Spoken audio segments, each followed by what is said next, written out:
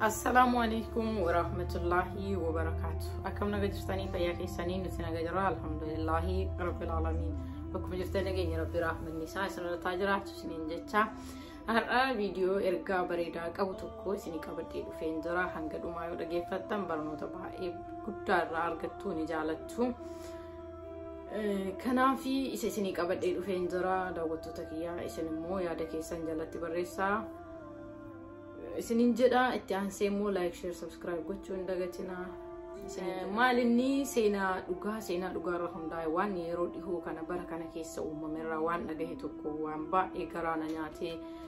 shamarran hedduun irraa miidhaman yookiin maatiin hedduun irraa miidhaman hagam haga gowwoomfaman irraa arge tokko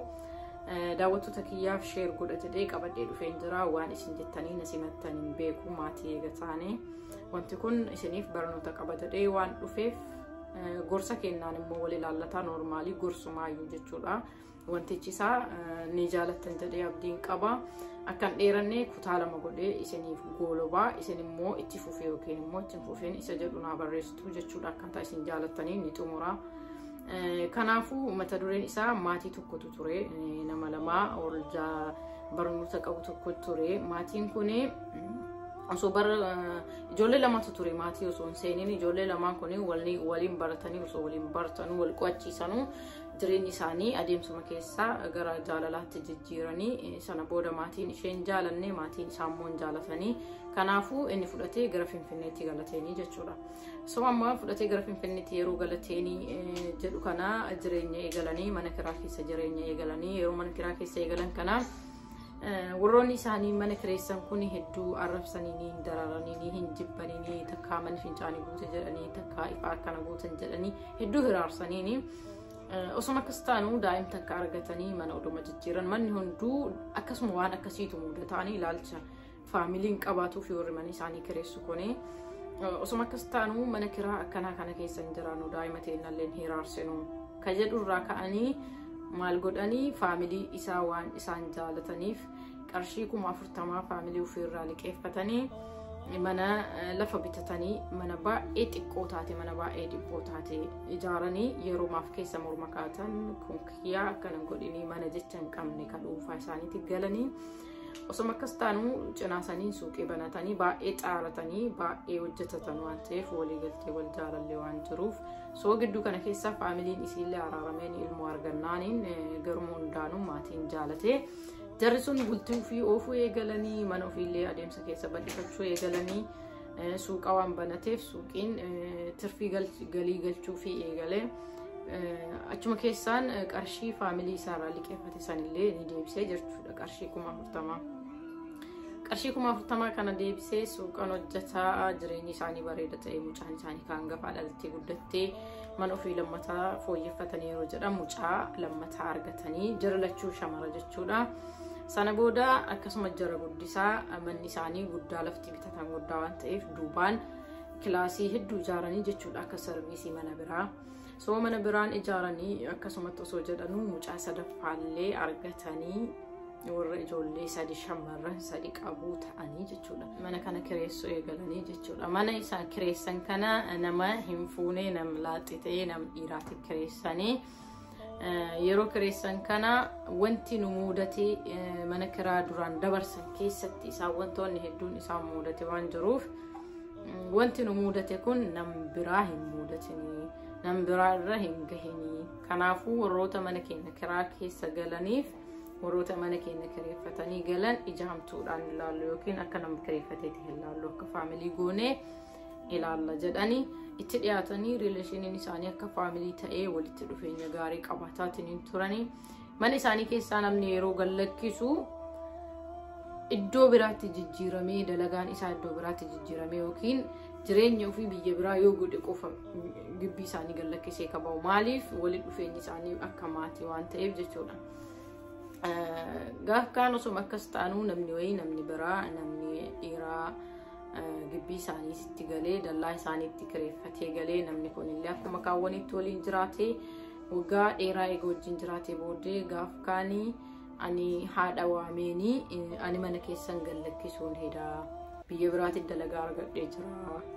jennaan haati akkuma kaawwaniis waan ilaaltee fi hayyee eega akkas ta'e karaa gaarii jettee ni eebbistee sana booda boru gallakkisa jedhee har'atti himee sanumaanuu osoo inni san hin jedheeni galgala san mucaan isaanii dhuftee maatii waamtee maatiin isaanii waliin taphatanii ijoolleelleen abbaalleen waliin dhufeenyi isaanii namatti tolaa jechuudha iftoomina qabanii garuu immoo iccitii akkas keessa dabre sheeru walii godhan odoo taane noormaalii waliin taphatanii kanaafuu dhuftee abbaa harmee waan isin himu qabaa jetteeni maalinni nuti ilmoo koo jennaan akkana nam tokko jaalatteen jira jetteen eenyuun jaalatte maalinni jedhanii yoo gaafatanu namsaniin beeytanii ni kabajjuu ni jaalattu jetteeni hayyee eenyuun jedhanii yoo gaafatan ekaleedha jettee namticha gibbii isaanii galee yookiin mana isaanii kireeffatee galu san itti himtee jechuudha yoo isin akkanattuuni haadhaaf abbaanis hedduu rifatanii normaalii akka obbolummaatti kalaalan sanii fi mucaan isaanii yoo an isa jettee itti himtu hedduu rifatanii jechuudha maaliif hin yaanne waan akkasii irraan eegne mucaa ofii irraallee namicha iddoo isaanii kireeffatee gale irraallee waan akkasiin eegne jechuudha kanaafuu yeroo isaan rifatan san barsan qofaayyuu miti ilmoo isaa garaa qaba jetteeni yoo isiin san irraan san dabaltuuf maatiin baay'ee rifatee baay'eetti dhagahame yaa tokko usuma mucaan kun amma baatii 7 geessee jirti jechuudha garaa kan qabdu isii adda taasisuma kunuunsitu obboleeyyan ishii lamaan immoo ruumii kaan keessatti osoo wal karakkaran haati balbalarraa dhaabattee haasaa isaanii dhageeffataa turte jechuudha ijoolleen kun maal haasoftii waa'ee namicha kana haasoftii jechuudha haasawuma keessaa anis barbaatii jaa garaa qabaa jechuu eegalte jechuudha waan baay'ee garaa nama nyaatullee baay'ee nama rifachiisullee baay'ee nama qaanfachiisullee haati waan taasuun dhabdee baay'ee rifattee baay'ee bakka laftiin mareeni ufollaaltee sana booda haati waan gootu waan hin qabneef balbala isaanii akka badaa rukuttee bantee balbala akka badaatti rukuttee ijoolleen waan hin beekneef jalaa bananii maal haasaa jirtu ammuma tana gara saaloonaatti koottaa isin barbaada isin lachuu jetteeni ishii hangafaallee ni waamtee jaras ni waamtee maal wanti amma haasaa jiru maal dhagahee jetteeni ijoolleen matuma lafa kaa'atanii Oma dhageetti sanii armee anis akkana isa hojii ture jetteeni kanaafuu ishiin jalqabaa ji'a tokkoon jara dura jirti jechuudha ishiin lammaffaa immoo baatii 6 fi akkas torbee garaagarummaa qaban jarri xixiqqoo lamaan jechuudha kana maaliif isanii fide daawwattoota kiyya haguma fidhanu ijoollee ofii yoo jaalatanillee yoo amananillee oolmettiin isaanii maal waliin oolanii maal hojjetaa oolanii eessa waliin oolanii hiriyaan isaanii maali kajedhu ijoollee ofii waliin hiriyummaa dhugaa iccitii isa jedhamu san walii himuudha malee fuulaan waliin jedhaniif wanti hundi namni hundimmoo qulqulluudha miti jechuudha malumayyuu kireessanii nama san dhibba amananii amma waan kana hunda balaa kana hunda irraan ga'ee maatiin kun jireenya isaanii hanga ammaa ijoolleen isaanii galgalli isaanii akkasitti bakka fokkatee maatiin sun immoo akkasii mataa qaqqabatee waa hedduu irraa baratan jedhee yaada baay'ee keessa dabarsee isiniin ibsu seenichumarraayyuu waa hedduu baratanii nama amanuu ilmaan ofii callisanii galdhiisuun ijoolleen kiyya kanan gootu jedhanii dhiisuun ba'aan inni baatee dhufuu duubarraa immoo ijoollee shamarranii waa hedduudha jechuudha kanaaf seenaa kanan jaalatan jedhee yaada waan isiniin dhagahame naa barreessaa wanti balleessee yoo jiraate immoo asumaanuu dhiifame isiniin jedha like godhaatii wal biraan gaggaa assalaamu alaykum wa rahmatullaahi wa barakaatuh.